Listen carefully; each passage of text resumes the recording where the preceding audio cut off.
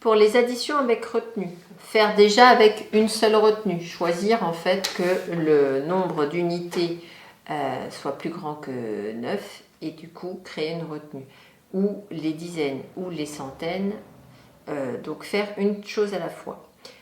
Quand c'est maîtrisé, on peut après introduire avec deux retenues. Par exemple, pour le terme, 2 milliers, 5 centaines, 9 dizaines et 5 unités, plus 4 milliers, 1 centaine, 8 dizaines et 7 unités.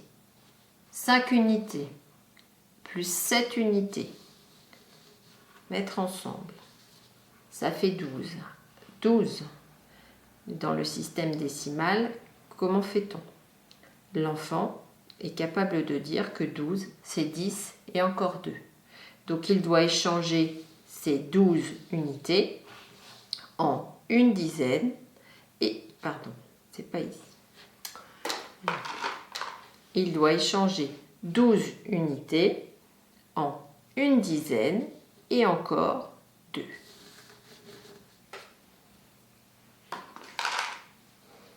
C'est 12. Combien y a-t-il d'unités? Il y en a 2. Maintenant, il doit associer 9 dizaines avec 8 dizaines et encore une. Donc 9 dizaines plus 9 dizaines, ça fait 18 dizaines. L'enfant les dénombre. Mais 18 dizaines, à quoi ça correspond? 18 dizaines, c'est la même chose que une centaine et 8 dizaines. Donc, il doit faire l'échange.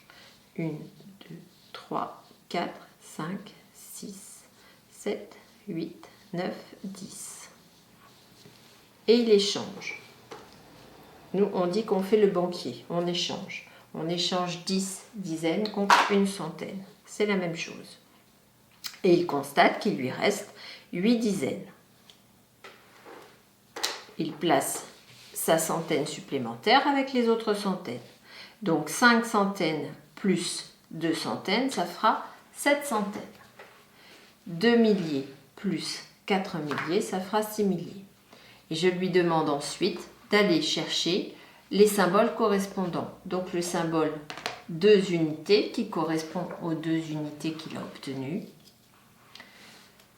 Il lui reste 8 dizaines. Il obtient 7 centaines et il obtient 6 milliers. Donc, l'opération 2 milliers, 5 centaines, 9 dizaines, 5 unités, plus 4 milliers, 1 centaine, 8 dizaines, 7 unités, c'est égal à 2 unités, 8 dizaines, 7 centaines et 6 milliers. Effectivement, les retenues n'apparaissent pas dans ce calcul, mais il y a des enfants qui n'ont pas besoin d'écrire les retenues parce qu'ils les ont dans la tête. Donc là, le principe est respecté puisqu'il obtient bien la même chose entre son résultat et la quantité correspondante.